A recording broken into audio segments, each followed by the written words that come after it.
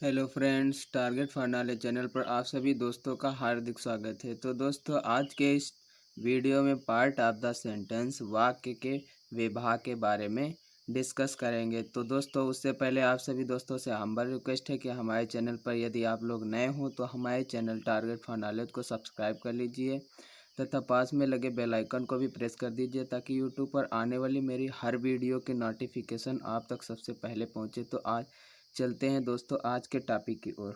Part of the sentence वाक्य के विभाग। वाक्य के विभाग मतलब वाक्य के भाग कौन कौन से होते हैं उनके बारे में हम आज अध्ययन करने वाले हैं। Subject and predicate. Subject and predicate, कर्ता और विधेय। सब्जेक्ट मीन्स कर्ता एंड प्रेडिकेट मीन्स विधेय। जब हम किसी वाक्य की रचना करते हैं तो सबसे पहले हम किसी व्यक्ति या वस्तु का उल्लेख करते हैं। जब हम किसी वाक्य की रचना करते हैं तो सबसे पहले किसी व्यक्ति या वस्तु का उल्लेख करते हैं और फिर उस व्यक्ति या वस्तु के विषय में कुछ बताते हैं।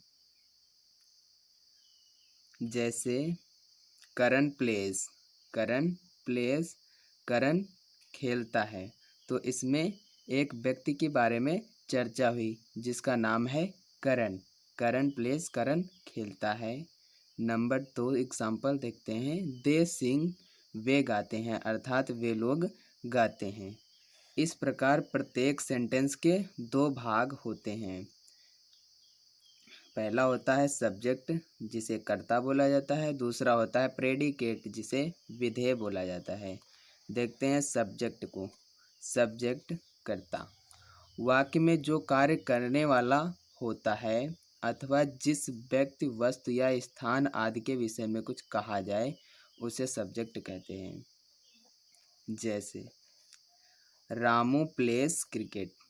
रामू क्रिकेट खेलता है। तो रामू के विषय में हम लोग क्या बात कर रहे हैं कि रामू क्रिकेट खेलता है। तो क्रिकेट वाली बात रामू के विषय में हो रही, अर्थात इसमें करता है Ramu. Birds fly. Birds fly, चिड़िया उड़ती हैं या पक्षी उड़ते हैं। तो इसमें चिड़ियों के बारे में, उड़ने की बात के बारे में बात हो रही है। Her brother come to my shop. Her brother came to my shop, उसका भाई मेरी दुकान पर आया। तो उसका भाई मेरी दुकान पर आया मतलब उससे मेरी दुकान पर आने का बोध हो रहा है। द डॉग्स आर बार्किंग, कुत्ते भौंका करते हैं। कुत्ते भौंका करते हैं। वाक्यों में सब्जेक्ट जानने की विधि देखते हैं।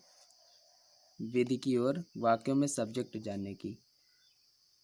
वर्ब अर्थात क्रिया से पहले कौन, हु अथवा किसने, हुम लगाकर प्रश्न करने पर जो शब्द उत्तर में आता है वाक्य में वह सब्जेक्ट होता है।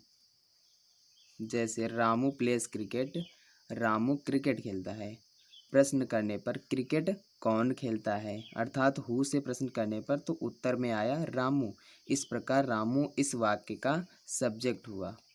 इसी प्रकार रामू इस वाक्य का सब्जेक्ट। नंबर सेकंड आता है दोस्तों प्रेडिकेट, विधेय।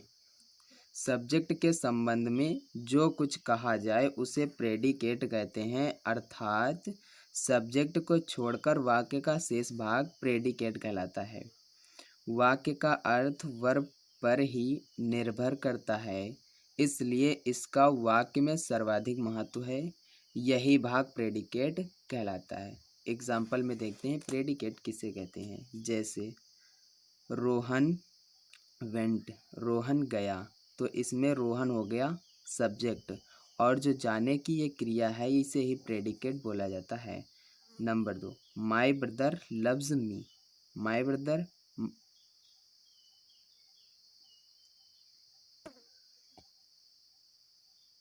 माई मदर लव्स मी, मेरी माँ मुझसे प्रेम करती है।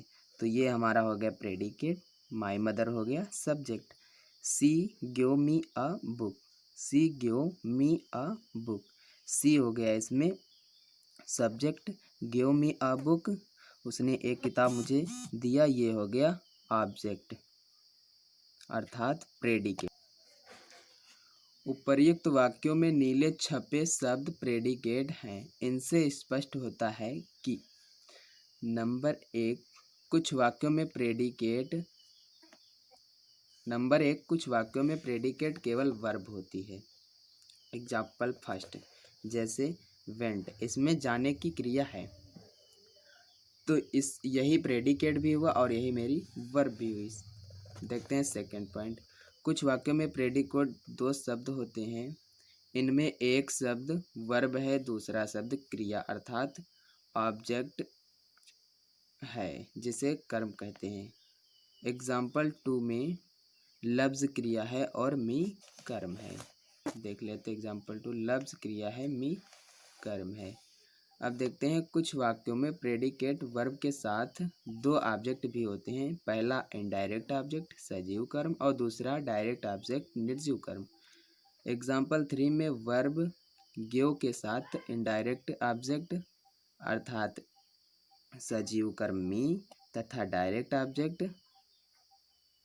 निर्जीव कर्म ए बुक है। तो दोस्तों आज के वीडियो में यहीं तक हम बात करने वाले हैं। तो दोस्तों अगर वीडियो हमारा पसंद आया हो तो लाइक करें, कमेंट बॉक्स में हमें बताएं कि आपको वीडियो कैसा लगा। अगर दोस्तों आप हमारे चैनल पर नए हो तो चैनल को सब्सक्राइब करना बिल्कुल ना भूलें। तो दोस्तों आज के लिए इतना ही, मिलते हैं अगले वीडियो में अगले टॉपिक के साथ। तब तक के लिए जय हिंद जय भारत।